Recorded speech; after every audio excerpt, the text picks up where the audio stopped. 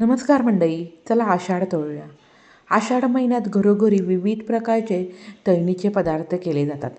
त्यातीलच सर्वांनाच आवडणारा एक पदार्थ म्हणजे खुसखुशीत तिखट पुरी. जराही मैद्याचा वापर न करता आज आपण गव्हाच्या पिठाची छान खुसखुशीत आणि महिनाभर टिकणारी ही तिखट पुरी करणार आहोत. महिनाभर काय म्हणताय, 4 दिवसातच संपते. तर चला वेळ न घालवता रेसिपीला सुरुवात करूयात.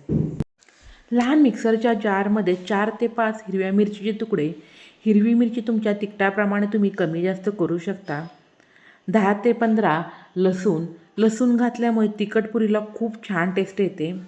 पोह्याच्या चमच्याने 1 चमचा धणे, अर्धा चमचा ओवा, 1 चमचा जिरे आणि गरजेनुसार पाणी घालून सर्व जिन्नस बारीक असे वाटून घेऊयात. जास्त पाणी घातलं तर व्यवस्थित बारीक वाटता येणार नाही, म्हणूनच थोडंसं पाणी घालावं. पुरीसाठी एका बाजूला वाटप तयार झाल्यानंतर दुसऱ्या बाजूला 1 कप चाळून घेतलेले गव्हाचे पीठ, अर्धा कप चणा डाळीचं पीठ घातल्यामुळे पुरीला खूप छान टेस्ट येते. पाव कप ज्वारीचं पीठ नसेल तर पोह्याच्या चमच्याने 2 चमचे तांदळाचं पीठ वापरलं तरीही चालेल. तुमच्याकडे अशा प्रकारचे मेजरिंग कप नसेल तर घरातील कोणतीही एक वाटी निश्चित करून त्या वाटीने साहित्याचं प्रमाण घेतलं तरी चालेल. पाव चमचा हळद, 1 चमचा लाल तिखट. सुरुवातीला वाटणामध्ये देखील आपण हिरवी मिरची घातलेली आहे, म्हणूनच लाल तिखट बेतानेच घालावे. 1 चमचा तीळ, चवीप्रमाणे मीठ. आषाढ महिन्यामध्ये भरपूर सारे तळणीचे पदार्थ केले जातात, परंतु आमच्या घरामध्ये सर्वांना आवडणारा पदार्थ म्हणजे तिखट पुरी.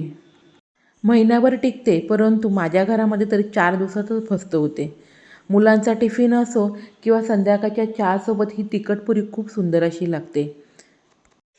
सुरुवातीला मिक्सरच्या जारमध्ये वाटलेले वाटण घालून व्यवस्थित मिक्स करून घेऊया, जेणेकरून पाणी किती घालायचं त्याचा अंदाज येईल.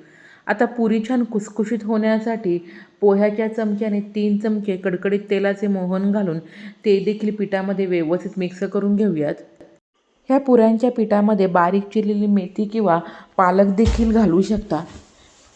सर्व तेल पिठाला व्यवस्थित लागल्यानंतर गरजेनुसार पाणी घालून नेहमी आपण पुरीसाठी ज्याप्रमाणे घट्ट पीठ मळतो ना, त्या प्रकारे घट्ट छान पीठ मळून घेऊयात.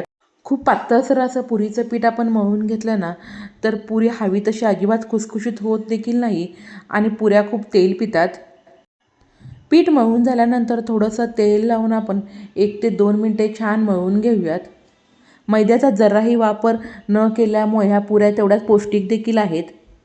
काही तांत्रिक कारणामुळे व्हिडिओ शूट करताना पिठामध्ये कोथिंबीर घालणं शूट झालेलं नाही, परंतु बारीक चिरलेली कोथिंबीर देखील तुम्ही ह्या पिठामध्ये घालू शकता किंवा मी सुरुवातीला तुम्हाला ज्याप्रमाणे सांगितलं ना, त्याप्रमाणे तुमच्या आवडत्या भाज्या तुम्ही बारीक चिरून देखील घालू शकता. 10 मिनटे छान पीठ भिजल्यानंतर आता आपण पिठाची एक लाटी करून घेऊयात. खूप जास्त वेळ अजिबात हे पीठ भिजायला ठेवू नका, नाहीतर पीठ पातळ होऊ शकतं. कसुरी मेथीमुळे देखील पुरीला खूप छान टेस्ट येते, ती देखील तुम्ही घालू शकता. थोडंसं गव्हाच्या पिठामध्ये लाटी घोळवून घेऊ. शक्य तितके आपण पातळसर छान आलटून पलटून लाटी लाटून घेऊयात. अजिबात जाड लाटी ठेवू नका, नाहीतर हवी तशी पुरी खुसखुशीत होणार नाही. जेवढी पातळसर अशी आपण लाटी लाटून घेऊ ना, तेवढ्या पुऱ्या खुसखुशीत आणि कडक होतात. जाड ठेवल्या तर त्या तळल्यानंतर लगेच नरम देखील पडू शकतात. छान पातळसर अशी लाटी लाटून झाल्यानंतर ग्लासच्या साहाय्याने आपण छोट्या छोट्याशा पुऱ्या करून घेऊयात. पुरीचा आकार तुम्हाला कितपत लहान किंवा मोठा हवा ना, त्यानुसार तुम्ही पुरी कट करून घेऊ शकता. पुरी करायची नसेल तर लांब सडक स्ट्रिप्स देखील कट करून घेऊ शकता किंवा शंकरपाळ्या केल्या तरीही चालेल. संपूर्ण पिठाच्या पुऱ्या एकाच वेळेस न करता थोड्या थोड्याशा करूनच लगेच त्या तळून घ्याव्यात. तुम्ही खूप जास्त पुऱ्या एकाच वेळा करून ठेवल्या तर नंतर त्या हव्या तशा अजिबात खुसखुशीत होणार नाही, खूप कडक अशा होतील. आणि महत्त्वाचं म्हणजे गव्हाच्या पिठाच्या असल्यामुळे त्या एकमेकाला लगेच चिकटल्या जातील. मध्यम आचेवरती तेल गरम करून छान आपण आलटून पलटून ह्या पुऱ्या तळून घेऊयात. अजिबात पुऱ्या मोठ्या आचेवरती तळू नका, नाहीतर तळल्यानंतर पुऱ्या नरम पडतील. सुरुवातीला तेलामध्ये जेव्हा आपण पुरी टाकतो तेव्हा तेलाला खूप बुडबुडे येतात, परंतु जसजशी पुरी तळायला लागते ना, तसतसे बुडबुडे देखील कमी होतात. बुडबुडे पूर्णपणे शांत झाले की समजायचं पुरी छानपैकी तळलेली आहे. खूप जास्त डार्क ब्राऊन रंग पुऱ्यांना न काढता हलकासा रंग यायला लागल्यानंतर लगेच तेलामधून पुऱ्या काढून घ्याव्यात.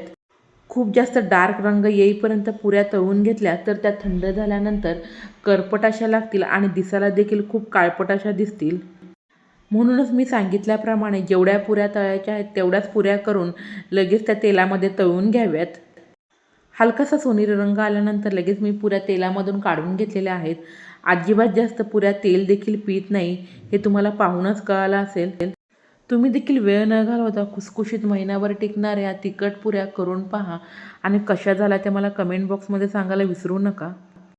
नेहमीप्रमाणे रेसिपी आवडली असेल तर नक्की लाईक करा, जास्तीत जास्त शेअर करा. अशाच नवनवीन रेसिपी पाहण्यासाठी माझ्या चॅनलला सबस्क्राईब करा. बेलची घंटी वाजवायला अजिबात विसरू नका.